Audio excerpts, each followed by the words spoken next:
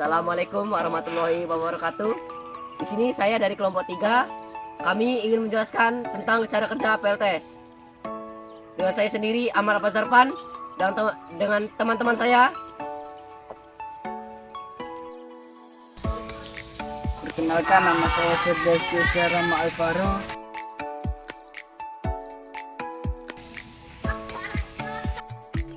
Saya Naila Syifa Wulandari.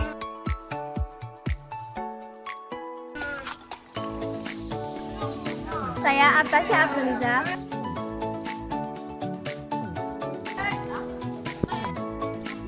Saya Nurbella Cynthia.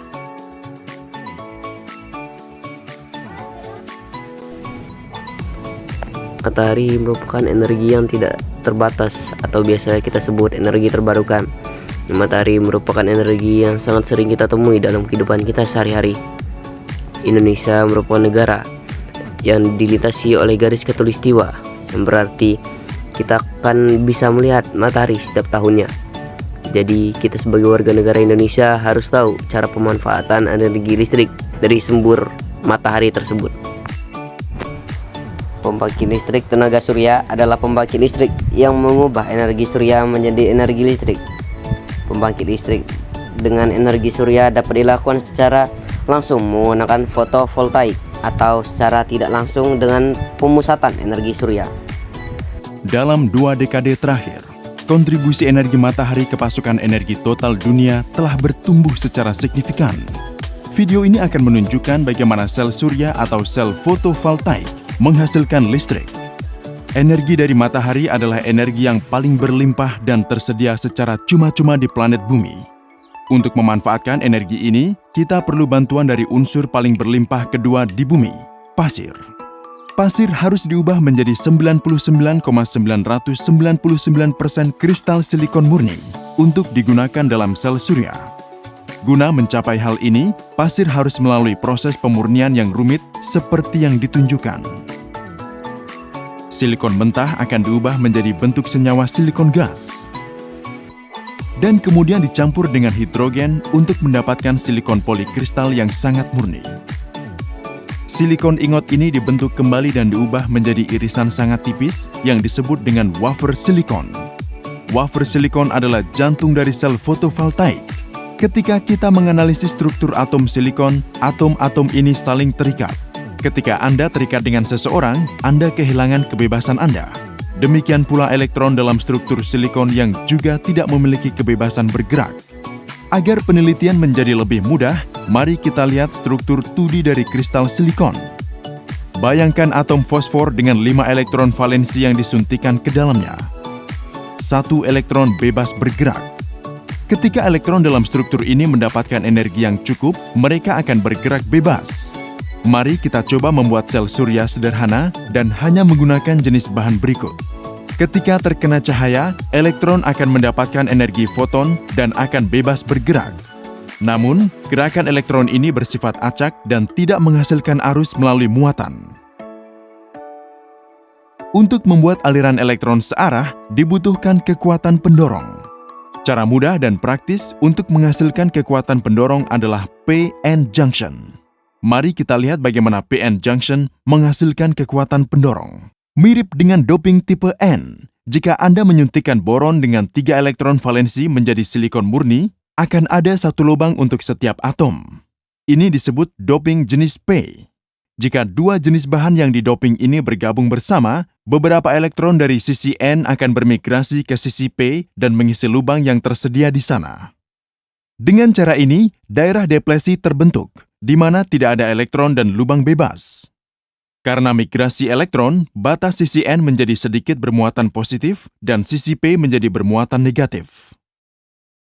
Medan listrik pasti akan terbentuk di antara muatan-muatan ini. Medan listrik ini menghasilkan kekuatan pendorong yang diperlukan. Mari kita lihat secara detail. Ketika cahaya mengenai P-N junction, sesuatu yang sangat menarik terjadi.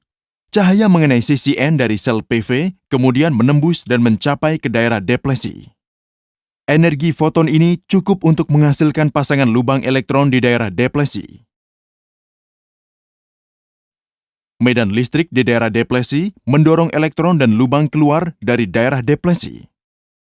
Di sini bisa diamati bahwa konsentrasi elektron di daerah N dan lubang di sisi P menjadi begitu tinggi sehingga perbedaan potensial akan berkembang.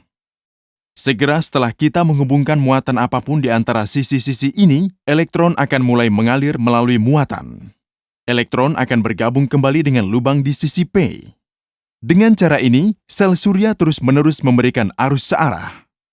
Dalam sel surya praktis, Anda dapat melihat bahwa lapisan N bagian atas sangat tipis dan berat diolah, sedangkan lapisan P tebal dan ringan diolah.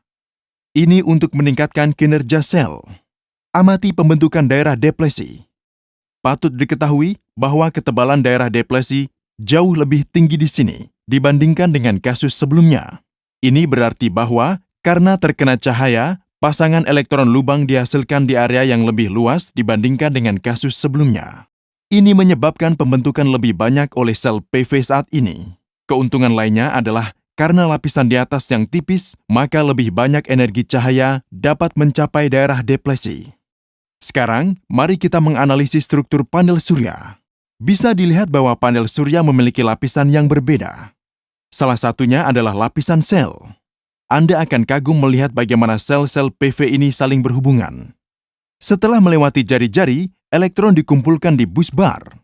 Sisi negatif bagian atas sel ini terhubung ke sisi belakang sel berikutnya melalui strip tembaga, dan kemudian membentuk sambungan seri.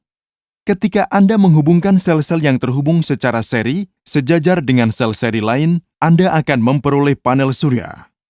Satu sel PV hanya menghasilkan sekitar 0,5 voltase.